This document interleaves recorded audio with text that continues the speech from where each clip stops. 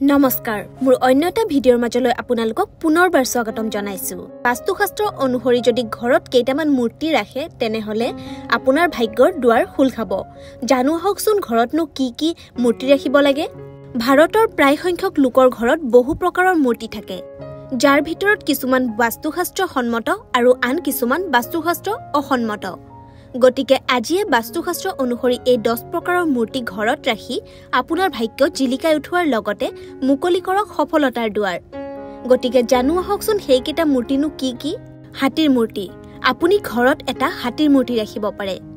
এই মূৰ্তিৰ ৰূপ বা পিতলৰ হ'ব লাগে হাতী হৈছে গৌৰৱৰ প্ৰতীক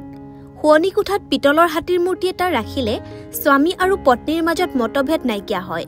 আৰু ৰূপৰ হাতী ৰাখিলে সকলো ৰাহুৰ ক্ৰুটি আঁতৰ হয় ফেংচুইৰ মতে হাতীৰ ছবি বা মূৰ্তি ঘৰত ৰাখিলে ইতিবাচক শক্তিৰ লগতে ধন প্ৰাপ্তিৰ উৎসৰ সৃষ্টি হয়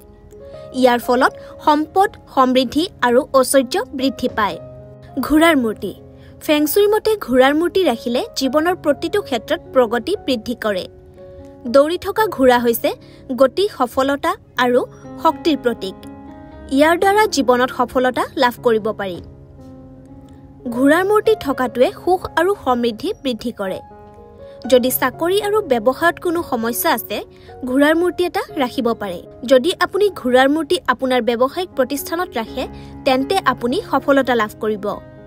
এইটোৱে ঋণাত্মক শক্তি আঁতৰ কৰে আৰু ইতিবাচক শক্তিৰ সৃষ্টি কৰে ফেংচুইৰ মতে ঘৰত ঘোঁৰাৰ মূৰ্তি এটা ৰখাৰ ফলত স্বামী আৰু পত্নীৰ মাজত প্ৰেম বৃদ্ধি হয় আৰু ঘৰত শান্তি আৰু সুখৰ আগমন ঘটে হাঁহৰ মূৰ্তি ঘৰৰ অতিথি কোঠাত ৰাজহাঁহৰ জোৰা এটাৰ মূৰ্তি স্থাপন কৰক যিয়ে ঘৰত অপৰিসীম ধন সমৃদ্ধিৰ সম্ভাৱনা বৃদ্ধি কৰিব আৰু ঘৰত সদায় শান্তি থাকিব ই বিবাহিত জীৱনতো সম্প্ৰীতি বজাই ৰাখে কাছ ঘৰত এটা কাছ ৰাখিলে প্ৰগতিৰ লগতে সম্পদ আৰু সমৃদ্ধিৰ যোগফল সৃষ্টি হয় বুলি বিশ্বাস কৰা হয় ইয়াক ৰাখিলে জীৱনকাল দীঘলীয়া হয় বুলিও বিশ্বাস কৰা হয় পূব আৰু উত্তৰ দিশত কাছৰ মূৰ্তি স্থাপন কৰাটো সৰ্বোত্তম বুলি ভবা হয় ইয়াক পাত্ৰ এটাত পানী ভৰাই ড্ৰয়িং ৰুমত ৰাখিব পাৰি পিছে কাছৰ মূৰ্তিটো ধাতুৰ হ'ব লাগে কাঠৰ নহয় মাছৰ মূৰ্তি বহু লোকে ঘৰৰ একুৰিয়ামত মাছ পালন কৰে কিন্তু মাছৰ ব্ৰঞ্জ বা ৰূপৰ মূৰ্তি তৈয়াৰ কৰি ইয়াক ঘৰত ৰখাটো ভাল বুলি বিশ্বাস কৰা হয় বাস্তু আৰু ফেংচুই দুইৰ মতে মাছৰ মূৰ্তিয়ে ঘৰত সুখ আৰু শান্তি বজাই ৰাখি প্ৰগতিৰ পথ মুকলি কৰে মাছ হৈছে সুস্বাস্থ্য সুখ সমৃদ্ধি সম্পদ আৰু শক্তিৰ প্ৰতীক আপুনি মাছৰ মূৰ্তি আপোনাৰ ঘৰৰ উত্তৰ পূব বা পূব দিশত ৰাখিব পাৰে গৰু পোৱালীৰ মূৰ্তি বহু লোকৰ ঘৰত কামধেনু গায়ে পোৱালীক গাখীৰ খুৱাই থকাৰ মূৰ্তি ঘৰত দেখিবলৈ পোৱা যায় গৰুৰ মূৰ্তি ৰাখিলে মানসিক শান্তিৰ লগতে সন্তান প্ৰাপ্তিও হয় বুলি বিশ্বাস কৰা হয় ফেংচুইয়েও ইয়াৰ ওপৰত গুৰুত্ব উল্লেখ কৰিছে অধ্যয়নত মনোযোগ ৰখাৰ বাবে এই মূৰ্তিটো ঘৰত স্থাপন কৰিব পাৰে ভাটৌৰ মূৰ্তি বাস্তুশাস্ত্ৰ মতে শিশুৱে অধ্যয়ন কৰা স্থানত এটা ভাটৌৰ মূৰ্তি বা ভাটৌৰ ছবি ৰাখিব লাগে